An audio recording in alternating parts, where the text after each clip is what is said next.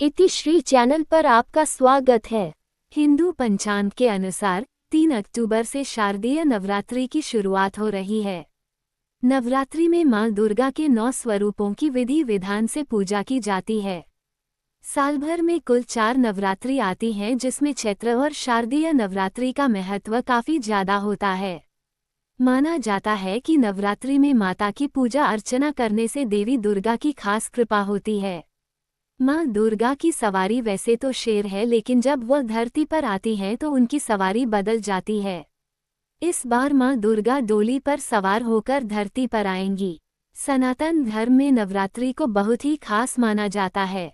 पूरे साल में 4 नवरात्रि आती हैं, जिसमें चैत्र नवरात्रि और शारदीय नवरात्रि सबसे खास मानी जाती हैं। नवरात्रि के 9 दिन मां दुर्गा को समर्पित होते हैं। नवरात्रि में मां दुर्गा के 9 रूपों की उपासना की जाती है, जिसे नवदुर्गा के नाम से जाना जाता है। नवरात्रि का 10वां दिन विजयादशमी या दशहरा के रूप में मनाया जाता है।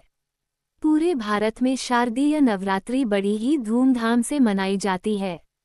नवरात्रि के इन 9 दिनों में मां दुर्गा के नाम की झांकियां भी निकाली जाती हैं। नवरात्रि के पहले दिन कलश स्थापना की जाती है, जिसे घट स्थापना भी कहा जाता है।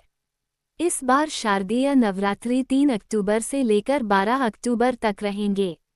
नवरात्रि के आखिरी 3 दिन बहुत ही खास होते हैं, जिसमें दुर्गा सप्तमी, दुर्गा अष्टमी और दुर्गा नवमी हैं। शारदीय नवरात्रि की तिथि और शुभ मुहूर्त। इस साल शारदीय नवरात्रि 3 अक्टूबर गुरुवार से शुरू हो रही है।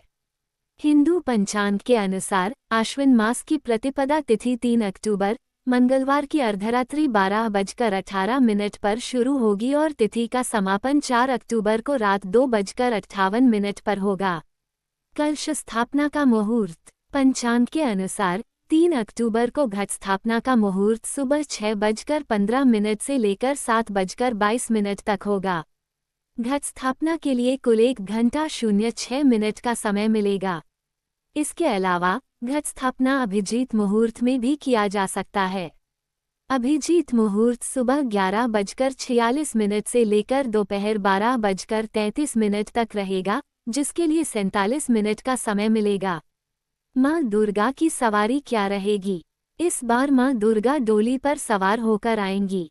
ज्योतिष के अनुसार मां दुर्गा का डोली पर सवार होना अशुभ संकेत दे रहा है।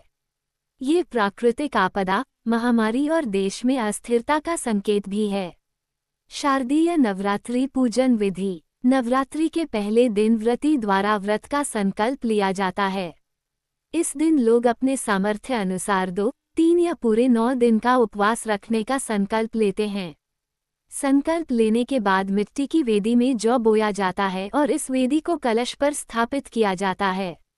हिंदू धर्म में किसी भी मांगलिक काम से पहले भगवान गणेश की पूजा का विधान बताया गया है और कलश को भगवान गणेश का रूप माना जाता है, इसलिए इस परंपरा का निर्वाह किया जाता है।